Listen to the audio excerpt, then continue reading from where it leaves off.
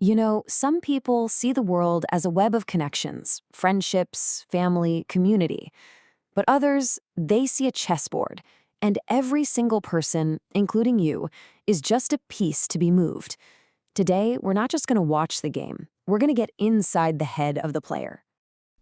Admit it, someone's face just popped into your head, didn't it? That person who is always one step ahead. Their charm feels, well, it feels a little too perfect, a little too strategic. Well, today we're going to put a name to that feeling and give you the psychological blueprint to understand exactly what's going on. So let's get right into it. Section 1, the art of manipulation. What exactly is this calculated game they're playing? Okay, so there's the textbook definition. But what does that actually mean in the real world?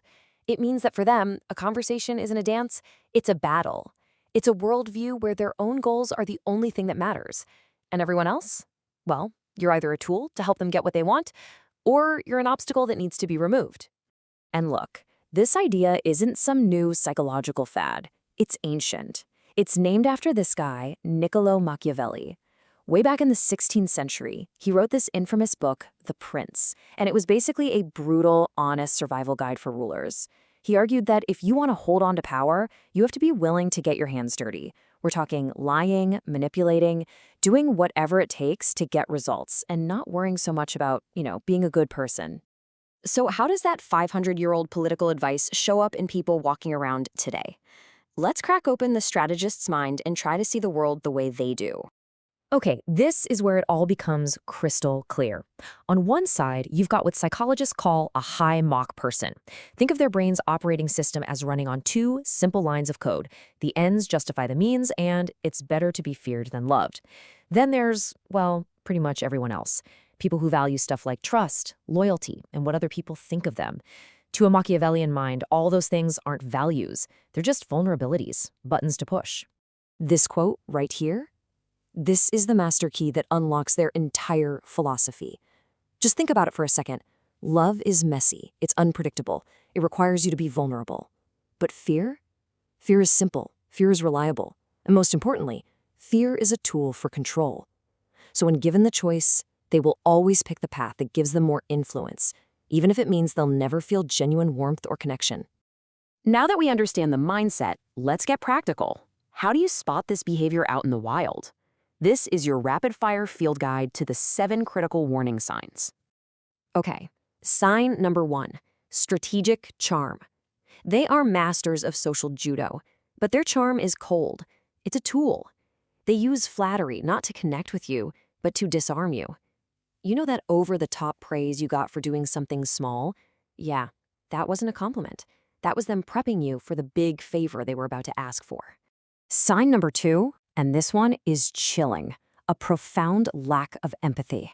This is what makes them so effective. Where most of us have all these messy things called feelings, they just have a void. It lets them make these incredibly cold, calculated decisions because they just don't feel guilt. To them, your emotions, your hurt, it's not real. It's just data they can use against you.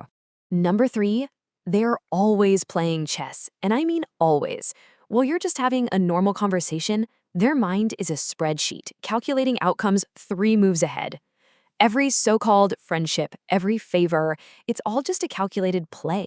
There's no spontaneity. It's all strategy. Okay, sign number 4, they are expert exploiters. They have this almost supernatural talent for sniffing out your insecurities, your need to be liked, your loneliness. They see those things as levers, and they will pull them without a moment's hesitation to get what they want from you. Your time, your money, your connections, you name it. Number 5, honesty is not a moral rule for them. It's a tactical choice. They will tell the truth if it serves them, sure, but they will lie to your face without even blinking if that's the more effective path to their goal. They know that information is power, and they manage it like a weapon. Sign number 6, a flexible moral compass. Now, this is a really key point. It's not that they're immoral, it's that they are amoral. They know the difference between right and wrong. They just genuinely believe that those rules are for other people, for the pawns on the board. The rules simply don't apply to the player. And that brings us to the final and most important sign. Number 7, an obsession with power. This is the engine that drives everything else. The charm, the lies, the cold calculations, it's all just fuel for one single goal: to gain more control, more influence, and more power over others. That is the end that justifies any and all of their means.